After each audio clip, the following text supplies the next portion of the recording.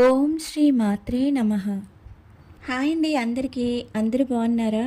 ఆనందాలకు సంతోషాలకు నిలయమైన లక్ష్మీ నిలయం ఛానల్కు స్వాగతం, సుస్వాగతం. వీడియో కనుక నచ్చినట్లయితే మీ యొక్క లైక్తో సపోర్ట్ని తెలియజేస్తారని ఆశిస్తున్నాను. మీరిచ్చే ఒక్క లైక్ ఈ వీడియోని మరికొందరికి యూట్యూబ్ రికమెండ్ చేసే అవకాశం ఉంటుంది. అంతేకాకుండా మరిన్ని వీడియోలు చేయాలన్న ప్రోత్సాహం నాలో నింపినవారు మీరవుతారు. అమ్మవారి పూజ అనగానే ఏదో తెలియని ఉత్సాహం, ఆ శక్తి సహజంగా లభించేస్తుంది కదండి. అమ్మవారిని ఇలా అలంకరించాలి, ఈ విధంగా చేసుకుంటే బాగుంటుంది, ఇలా పూలతో అలంకరిస్తే బాగుంటుంది అని మనకి తెలియకుండానే ఎన్నో ఆలోచనలు. అందులో ఇవాళ పువ్వులన్నీ దొరికాయండి. ఈ పువ్వులన్నీ కూడా అంటే దొరకడం అంటే అదేలేండి, ఇక్కడ లైన్లో ఒక ఆమె తీసుకొస్తూ ఉంటారనమాట.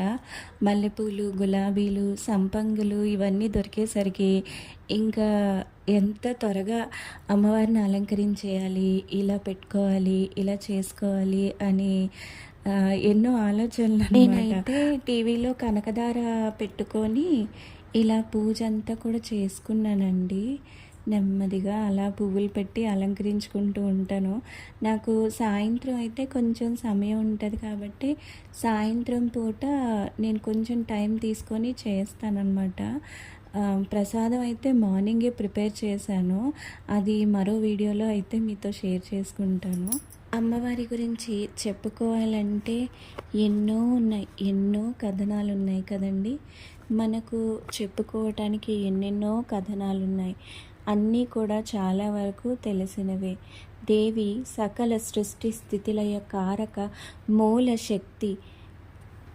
క్షీరసాగర మదనంలో జన్మించి ఆ స్వామివారి హృదయంలో నివాసముండి అమ్మ మనకు అనుగ్రహం కలిగిస్తూ ఉంటుంది కదండి.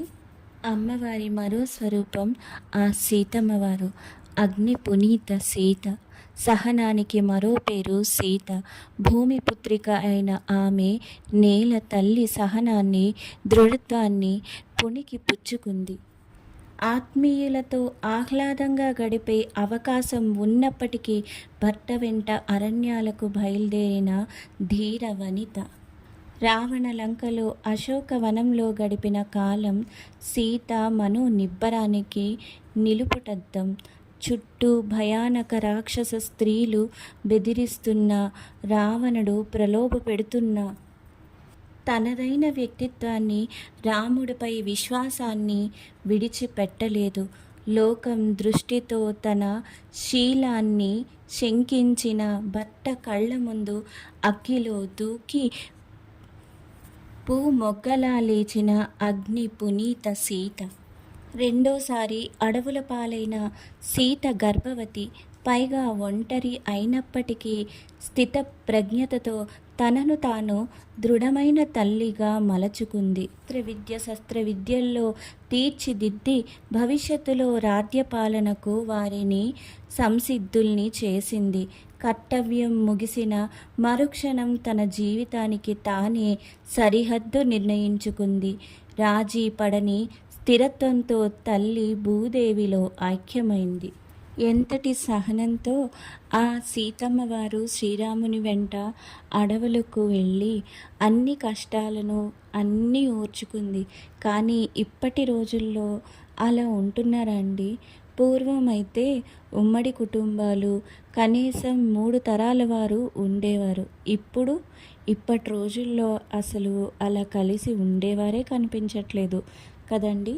అంతేకాదు, అప్పటి రోజుల్లో ఏంటంటే ఏ పండగలు వచ్చినా వచ్చినా కథలన్నీ చెప్పుకుని ఒకే దగ్గర కూర్చుని పురాణ శ్రవణం అలాంటివన్నీ చేసుకుంటూ ఉండేవాళ్ళం. కానీ ఇప్పుడు అసలు ఎక్కడా అలా అసలు తారస కూడా పడటం లేదు. ఎవరి ఇంట్లో వాళ్ళే, ఎవరి పనులు వాళ్ళకే సరిపోతున్నాయి ఇప్పటి రోజుల్లో కదండి. ముఖ్యంగా పిల్లలకు మానవత్వ విలువలు, నైతిక ప్రవర్తన, సంస్కృతి, సాంప్రదాయాలను పెద్దలు కథల రూపంలో చెప్పేవారు. రామాయణ మహాభారతాల వంటి పురాణ ఇతిహాసాలను విడమరచి చెప్పడం వల్ల పిల్లల్లో మంచి చెడుల విచక్షణ కలిగేది. కానీ ఇప్పటి తరాల వారికి కాలం మారింది. ఇప్పుడు పిల్లలు పాఠ్యపుస్తకాలకు, యువత సాంకేతిక పరిజ్ఞానంతో రూపొందించిన విషయాలకు పరిమితమవుతున్నారు. ఇప్పుడైతే కొందరు పెద్దవాళ్ళు వాళ్ళ మనవల్ని ఎంతగానో మిస్ అవుతూ ఉంటారు. అసలు వాళ్ళు చిన్నప్పుడు చేసే ఆ చేష్టలు, చిలిపి చేష్టలు, అల్లర్లు అవన్నీ కూడా చూడాలని ఎంత ఆశగా ఉన్నా కూడా చూడలేని పెద్దవాళ్ళు ఎందరో పాపం. వారందరూ కూడా చూస్తుంటే నాకు అనిపిస్తూ ఉంటుంది అసలు ఎంత మిస్ అవుతూ ఉంటారో కదా అనేసి.